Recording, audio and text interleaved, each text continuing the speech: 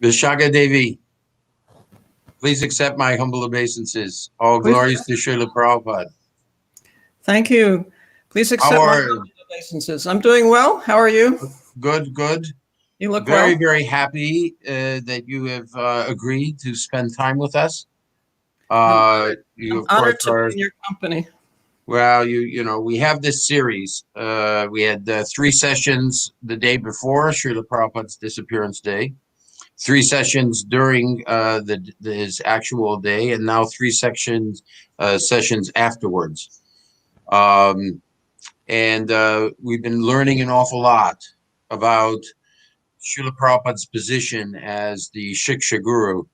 I might say also the SPT is also spending a little bit of time, in fact, a fair amount of time, trying to educate devotees on this terrible disease, COVID-19.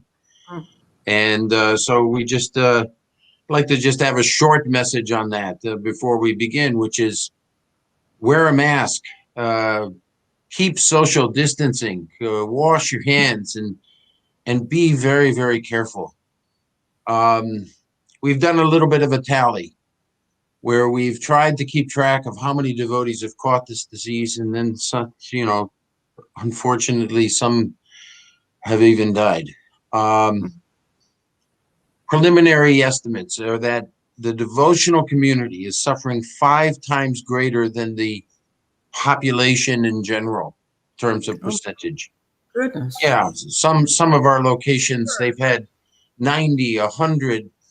Some locations have even had 200 or 300 devotees over time catch this terrible disease. And I might add that the approximately 1/3 of the people that get this disease end up with long-term, they call them long haulers. They come up with long-term problems in their health. But we're here to explore with you the position that Srila Prabhupada has as our founder Acharya, as our preeminent Siksha Guru. And I think that we should, but kind of start out, you're a famous devotee, but there may be a few people that don't know you so well. If you could just give us a little bit of your background, and then I think you've recently accepted some significant service in the society, and tell us a little bit about that too, and then we'll get to Srila Prabhupada's preeminent position. Tell us a little bit about yourself. Okay. Well, let me begin by thanking you and your team for creating these shows to inform and educate the devotees and inspire. We're very grateful. It's very visionary of you. We've had a wonderful time doing it. Yeah, I feel like a firefly in the midst of so many luminaries, so I'm very honored to be here in your company. But I was a student of photography in college, and I met a friend in college who was also studying photography, who decided to do his master's thesis on the Hare Krishna people. This is in 1970. And so he went to India with the first group of devotees and Srila Prabhupada and photographed them there. And from India, he wrote to me and invited me to join him. And that friend became my husband, Yadubara Prabhu. So I met Prabhupada in India, and by his instruction, I went to Vrindavan with Yadubara. And I had been an atheist growing up. Both my parents were atheists, but under the influence of Srila Prabhupada and by the potency of Vrindavan Dham, I became a theist gradually. And then I became initiated, and we started using our photographic abilities and propensities in Prabhupada's service. As his photographer, my husband was the filmmaker. Then we added sound to it. We made films of Prabhupada during his stay with us, and we gradually developed those films. So we had documentaries for our movement. Most recently, we made the documentary Hare Krishna, the mantra, the movement, and the Swami who started it all. Big, very successful, yes. Tremendously successful. Yeah, it played in 38 countries, and now it's in 24 languages with subtitles or sometimes dubbing. And my husband still promotes that very actively, and people are truly transformed by that film. Hmm. By being introduced to Srila Prabhupada, seeing his caliber, his integrity. And I think at this point you can see that for free, yes? It could for a while, and now it's no longer available, but it is on Amazon. If you're a Okay. member of Amazon Prime, you can see it for free, yes. Okay. Or you Good. can rent it or purchase it also on Amazon. So, Good. yes. Well, thank you for that. During these different interview events that we've covered numerous angles of vision on Srila Prabhupada as the preeminent Siksha Guru. I'm thinking maybe if you could just kind of concentrate, generally speaking, on what does it mean to be a follower of Srila Prabhupada? If that could be possibly the overarching theme of what you're going to tell us, relationship to your realizations, I think that would be real good. Be very helpful and kind of fit nicely into what the other devotees have also spoken about. If we take that primary theme, it's kind of like, okay, what are some of the activities? What are some of the attitudes and moods that we should, be manifesting if we're wishing to be a follower of Srila Prabhupada? Thank you. It's a beautiful, beautiful meditation, really. And certainly the first and foremost thing is to follow Prabhupada's instructions. He says in his Bhagavatam, the spiritual master lives forever by his divine instructions, and the follower lives with him. So we have the very basics of human civilization, the 4 rules and regulations that we vow to follow at the time of initiation. And, that's a very solid beginning. And of course, the positive aspect is chanting. But then in addition to that, if we look at Prabhupada's own life and his own habits, we can learn so much. We can benefit so much. I was just reading in the very first canto of the Bhagavatam, the first chapter, and Prabhupada writes that irregular habits sap the very vitality of human energy. Such a powerful statement. And we look at Prabhupada, we see how regulated he was.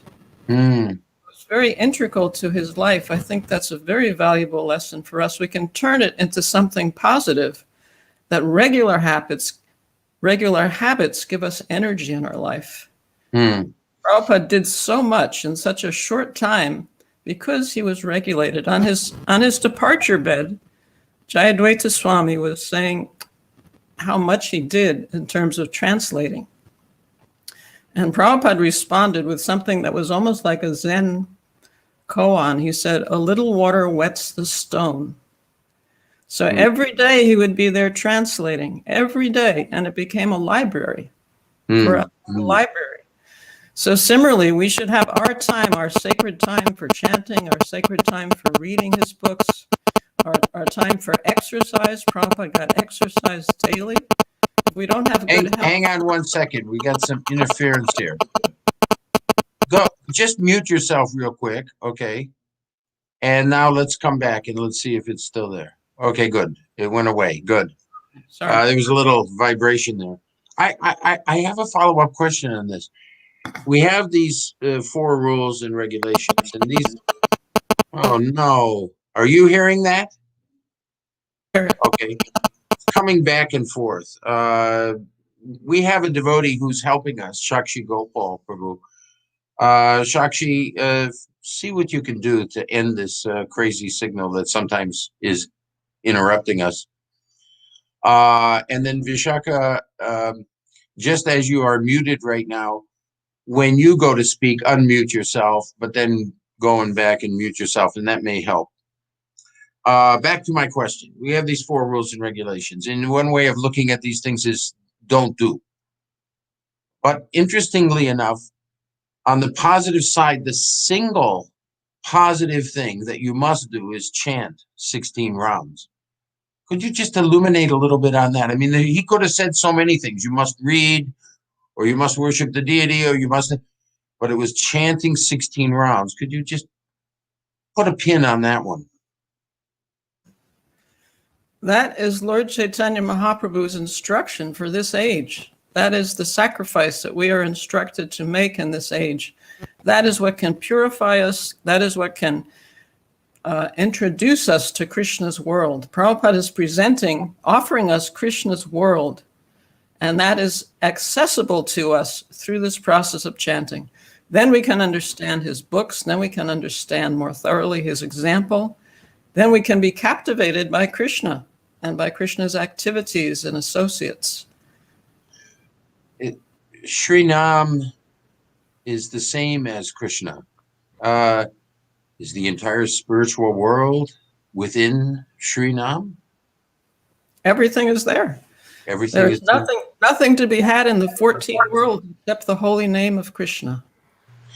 Is our identity within Sri Nam? We can realize our identity as spiritual beings through chanting without offenses. Okay, going back to what do we have to do to be a follower?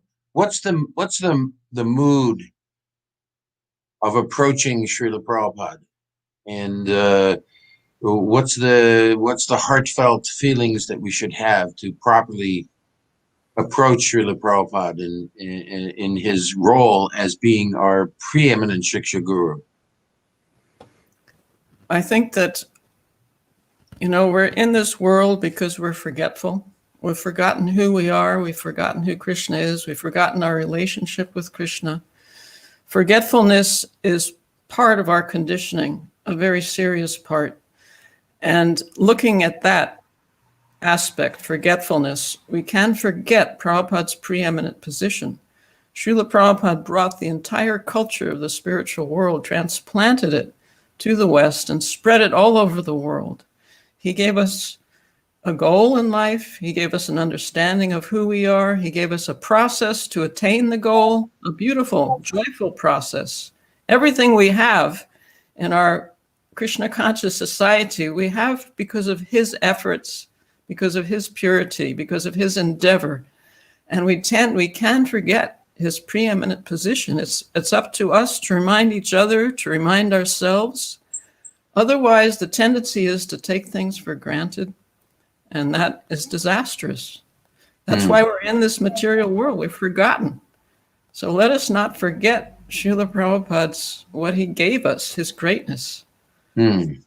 So forgetfulness is the issue, and therefore don't forget is one of those moods. Are there other moods that we should be approaching Srila Prabhupada with? Well, certainly with a humble mood of inquiry, not to think that we know. Oh, I've read it so many times. I've heard it so many times. I don't need to hear it again. I don't need to read it. That's a very unfortunate mentality to have. Prabhupada himself would repeat so often, for instance, the basics were not the body. He did not tire of repeating it, so we cannot tire of hearing it. That's part of our business as students of Srila Prabhupada, to patiently hear, to try to absorb so that we can in turn realize what we're hearing and then give it to others. Is wanting to hear more something that we can develop? In the earlier part, you talked about habits, and is there can we actually cultivate that inquisitiveness that we wish to learn more? I think definitely, especially in good association, by asking questions that are provocative, by hearing other people's realizations, that we have new lights on the information that we're hearing. And it's very enlivening. Very often it can be transported practically into our lives so that we benefit from it in every aspect of our lives. But then you just indicated some notion of association. How does association relate to deepening our understanding of Srila Prabhupada's position? Well, certainly this is something we can discuss amongst ourselves. Just yesterday we had the beautiful ceremony honoring Srila Prabhupada's departure. And here in England, we heard from 17 of his followers. Now, these are people that have been serving him for 40 plus years, each one of them.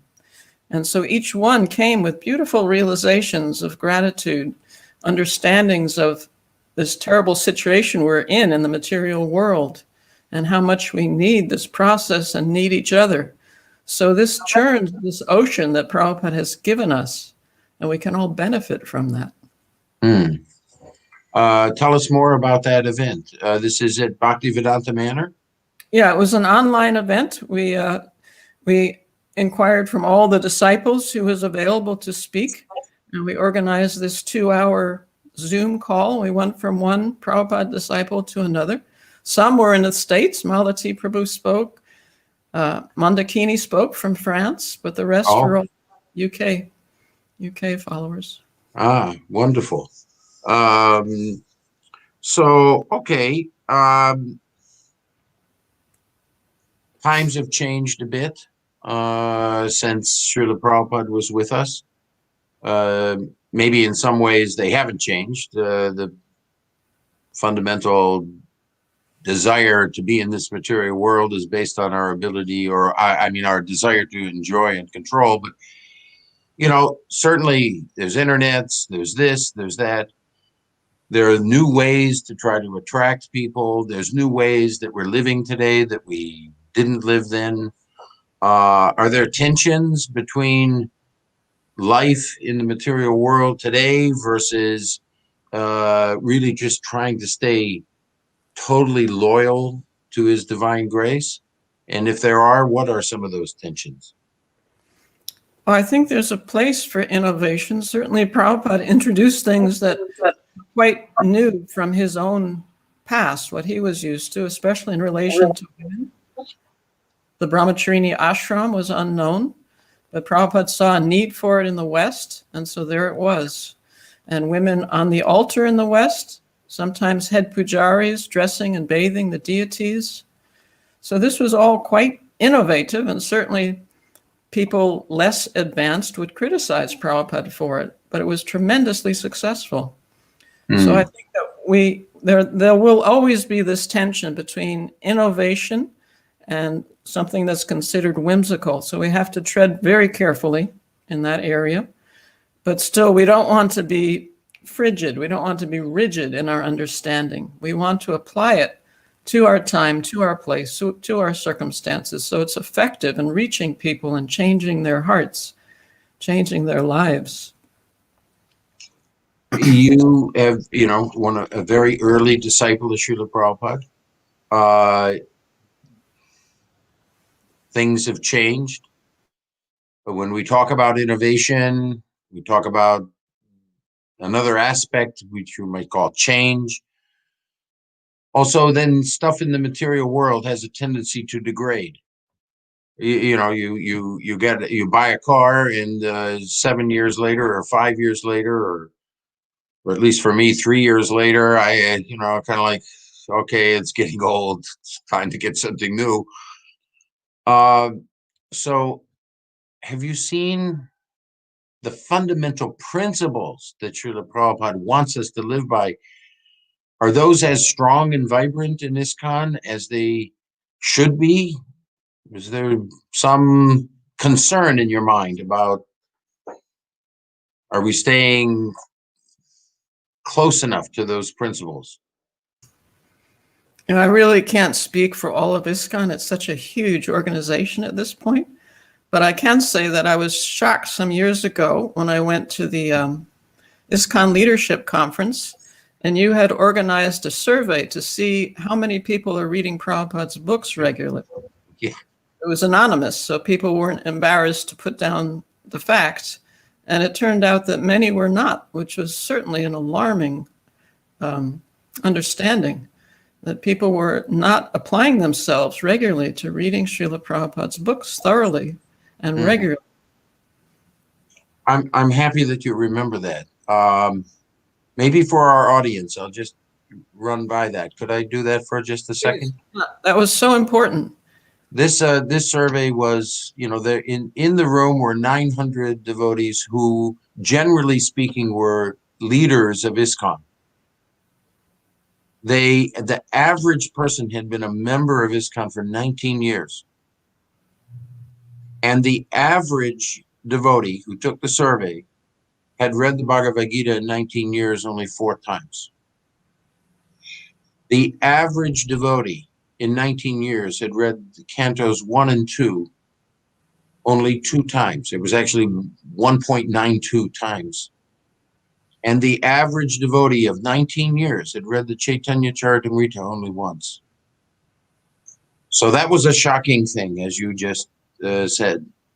And when we look at the preeminent Siksha Guru, what does that mean? Siksha Guru, Vani, instruction. We're not, at least that is an anecdotal evidence. It's not pure evidence. It's not statistical evidence. It's anecdotal. So maybe you could talk about that. What is it going to take for us to be so inquisitive and wishing to really dig deep into Srila Prabhupada's instructions by reading?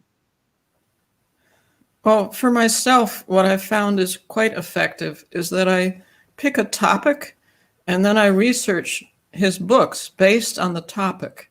That provides new light for me. You know, I'm not reading the same thing over, but I'm picking sections of it, sections of the whole library that he's given us about a specific topic. And it makes it very enlivening, very revealing, I would say, and very pleasurable as well. And then to share that with others, and then they have their own topics that they will research and bring to the table. So in this way, there's a wonderful exchange. What are some of the topics that you've uncovered and that you've researched? I did one about money. Oh. Yeah. How did that work out? Well, actually, Jamuna Devi Dasi, Jamuna Prabhu, once mentioned to me, which really woke me up. And she said that in her realization, you can't go back to Godhead until you understand how to use money in Krishna's service. Because money is Krishna's energy, a very powerful aspect of his energy. And if we can't use that, which is something that we're obliged to use daily in his service, then we're misusing his energy, which makes us unqualified to be in his association. So that was really a wake up for me. So based on that statement of hers, I did a research, quite an extensive research, I would say, about money from Prabhupada's books exclusively, Srimad Bhagavatam, Chaitanya Charit, all the books. And then I wrote a little article about it. It was very helpful for me. It's not, you can't balance your checkbook based on the article, but you can understand a little bit about how a devotee relates to money.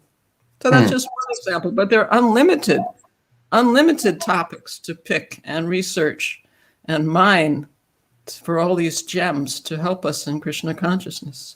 Maybe I need some help in that money area. Could you send that to me? Yeah, sure. It was in BTG, but I can send it to you for sure. I'd appreciate that.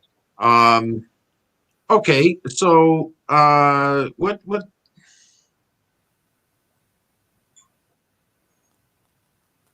Somehow or other, we came to this material world, and it's a direct evidence that we have impurities. We're conditioned. And now we're transitioning out of that. Maybe someday we'll enter into Sattvika. But for now, it's a challenge. And that conditioning, I think, can hurt us. What is the business of being a conditioned soul, but then approaching Srila Prabhupada? And what kind of difficulties manifest as a result of our conditioning in terms of following him? Well, I think one thing to look at is that becoming unconditioned is a gradual process. It doesn't happen overnight. It can take years, it can take decades. And we might think, at least I think, that perhaps my opinion about certain things is based on my conditioning and not on a pure understanding of Prabhupada's words. And if I can approach it in that way, I'll be ready humbly to hear other people's points of view, other people's opinions about the same issue, because maybe they have a more clear understanding, a less conditioned understanding than I do, and in that way I can be corrected. So if we come with this understanding that we have a background that's less than desirable, and that background may be coloring our understanding of Prabhupada's desire of what would please him, then we can perhaps hear from each other more thoroughly and come up with something that's actually pleasing to Srila Prabhupada. And does that imply that each of us should find devotees that we consider to be more advanced than us and try to gain their association and their time? Definitely. Definitely. Ideally, we all want advanced association to help us advance. And so how do you do that? How do you do that? You're a very advanced devotee. How do you find devotees more advanced than you? Well, that's my problem. I'm not a very advanced devotee. So there are many, many devotees that I find I relish their company. I relish reading with them and serving with them. In this COVID period of time, how are you reading with them? Yeah, we have a call on WebEx weekly. One's on WebEx. I'm on another one on Skype. And even before COVID, the one on Skype had been going on for years. We read Chaitanya Charitamrita for an hour every week and discuss. It's a wonderful group. The other one was meeting physically, but then with COVID, we started meeting on this WebEx business. And also a wonderful group. We really churn what we're reading and delve into it, and people speak from their own realizations. How many devotees are part of that? Is this something to do with Kaishori? Yes, Kaishori does the Skype one. Okay. Yeah.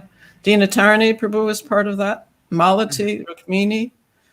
It's wonderful. There's 25 are allowed on Skype in a group. Not all 25 come each week, probably half.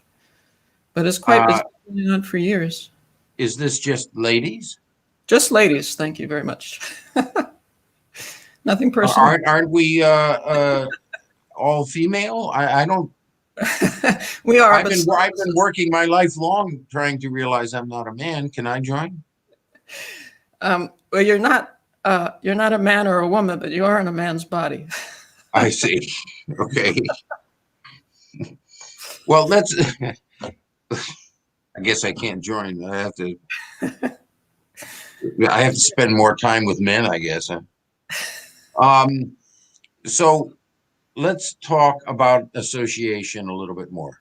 Tell us what you have found to be the important and essential elements of associating more, particularly on subjects of following Srila Prabhupada, being loyal to Srila Prabhupada. Tell us about this association.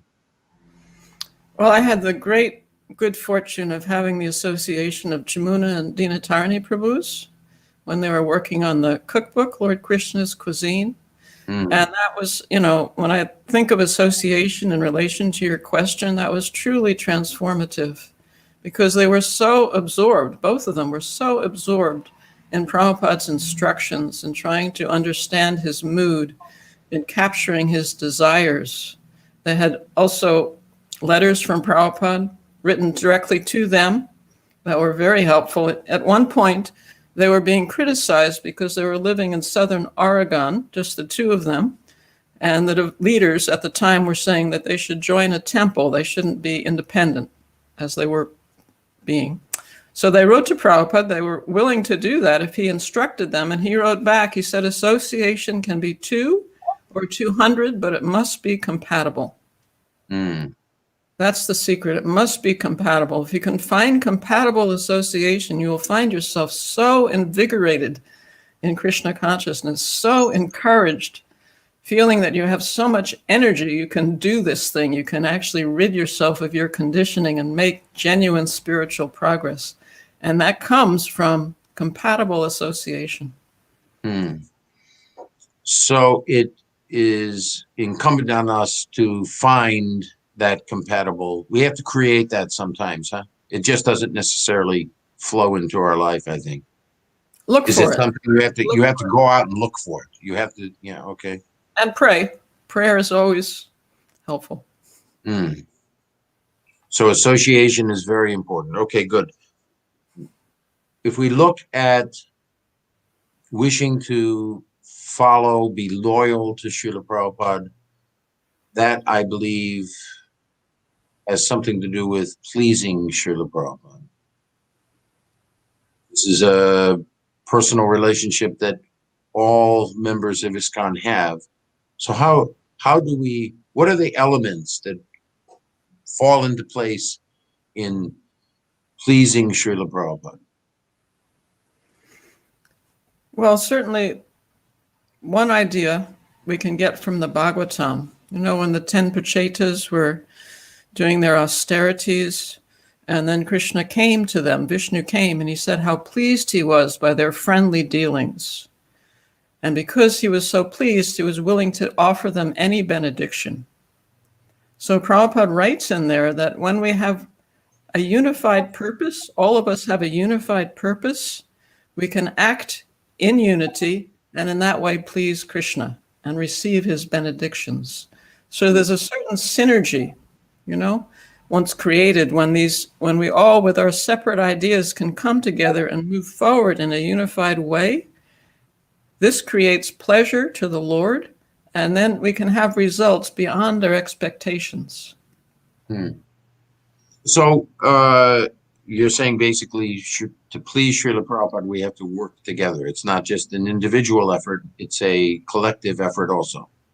Definitely. I mean, this society now, there's so many people, it's spread throughout the world. I don't know who's keeping track of it, but it's burgeoning in so many areas. So if we're going to keep it strong, I don't know if anyone's keeping track. it could be. I have some concerns whether we're keeping track. But certainly we have to study how to work together despite our diversity, because Krishna very clearly says that this gives him pleasure. If we want to please the Lord, we need to make him the center, and all the diversity can be unified with that common center, that common goal. In this series of trying to share realizations of Srila Prabhupada's preeminent position, this time that you and I are spending is the 8th chapter. So we had 7 others. In those 7, 5 of those times, the devotees brought up the issue of unity and diversity. So and now you're even bringing it up. So you're the 6th person out of 8 sessions that we've had that have brought up this unity and diversity. So I'm going to just drill down on that for just a second. It seems to me we've got tremendous amounts of diversity. And are we balanced enough with unity? Well, we do have our GBC, and they can create this unity amongst themselves, bring in all these different diverse threads, and weave something that's very beautiful to offer to Srila Prabhupada, to offer to Krishna. So I think we can look to our leadership for this art of creating this unity amongst all this variegatedness. So basically, we should look to the GBC to do this.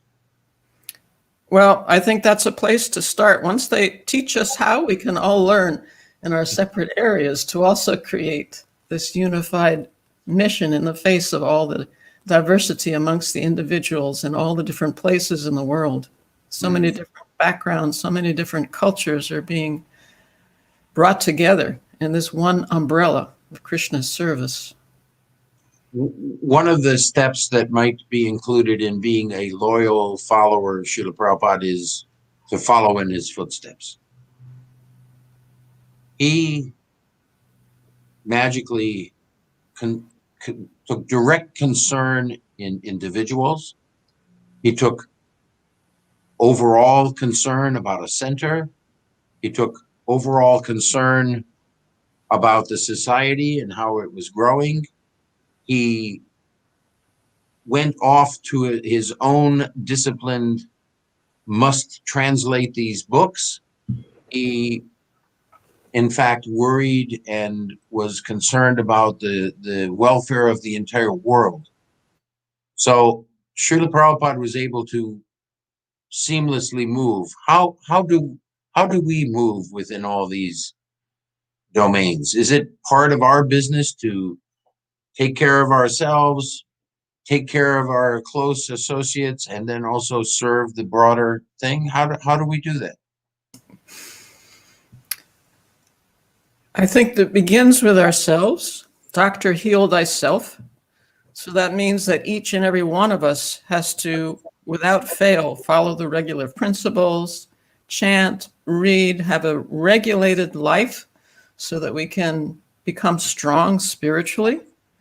And if we don't do that, there's no basis for looking outside ourselves. We have no basis for having concern outside ourselves until we can nourish ourselves spiritually in a steady way and in a genuine way. And once we do that, certainly we can have concern for the devotees, we can have concern for Srila Prabhupada's movement, and we can have concern for the wider society that we can help. We have so much to offer the wider society, unlimited. I mean, they're just bathed in ignorance. So Prabhupada has, and by his grace, he's given us a way to actually improve society in general. But until we can first improve our own lives in a steady way, in a genuine way, there's no basis for improving anything else. Okay, I can accept that instruction. We're getting close to the end of our time. We have a few more minutes left. Let's just go back to the begin point. What does it take to become a sincere, loyal follower of His Divine Grace, particularly as the Siksha Guru, the preeminent Siksha Guru of all of ISKCON for all of time? We've talked about a lot of different things. How would you like to end our time together? What would you like to say before we depart? Well, I could say that last Friday, November 13th, we had the terrible loss of Krishna Nandini Devi Dasi. And although I was aware for about 3 years that she was seriously ill, I was very affected by losing her in this world. She was really a beacon of light, a beacon of hope. And I think that when we find devotees like that, it's incumbent upon us to hear from them, to be lit up by their light, to facilitate them in whatever ways we can. They're really the strength of our movement. They really are carrying forward. She was so full of life. She was so encouraging, Krishna Nandini. She really absorbed herself in Prabhupada's books and was eager to explain those books to others and live the books. So when we find somebody of that caliber, we should do everything we can to facilitate them and to try to be lit up by them, and even in a small way, so we can in turn light up other people. So we go back then to the issue of association and the fundamental principle that we need that association. We have to go out and seek it. And seems to be for one of the, and pray for it, which is the third time that you've said that. So I think myself, and I'm sure our audience is catching that important aspect. Very good. I'm thrilled with our discussion. I really appreciate your valuable time. It's interesting that each one of the devotees that we asked to speak on this is given a particular different angle. Nobody spoke the same, and so you did not either. You have your own angle. It's just wonderful. it's diversity. Yeah, diversity with all the unity. One topic. Srila Prabhupada, our preeminent Siksha Guru. So thank you so much. All glories to Srila Prabhupada. Hare Krishna. All glories to your service. Jai.